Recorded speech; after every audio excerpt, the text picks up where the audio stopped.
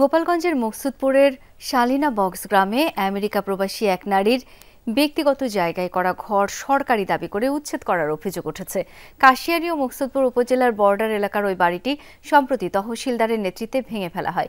প্রবাসী নারী ও তার স্বজনদের অভিযোগ, মকসুদপুরের শালিনা বক্স গ্রামের আমেরিকা প্রবাসী রিনা পারভিন পৈতৃক জমিতে একটি আধা পাকা ঘর নির্মাণ করেন। পারিবারিক শত্রুতার জেরে তার ভাইয়ের ছেলেরা প্রশাসনকে ভুল বুঝিয়ে ক্ষমতার দাপটে জমিটি সরকারি বলে অভিযোগ করে। পরে প্রশাসন বাড়িটি ভেঙে ফেলে।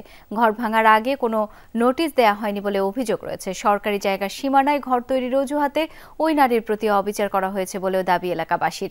এই ঘটনার সুষ্ঠু তদন্ত ও বিচার দাবি করেন। ভাঙার সময় ছিলাম, কইলাম তারা করলো যে এটা সরকারি জায়গা, আমার বলা কিছু নাই। এটা কোনো সরকারি না, এটা রাস্তাও না, সরকারি জায়গা এর পিছনে সাইডে আছে খাল। এই খাল আমরা জন্ম থেকে দেখে আসতেছি, বুঝবার পর থেকে দেখে আসতেছি, কিন্তু এই জায়গায় ব্যক্তি কোনো রাস্তা ছিল না।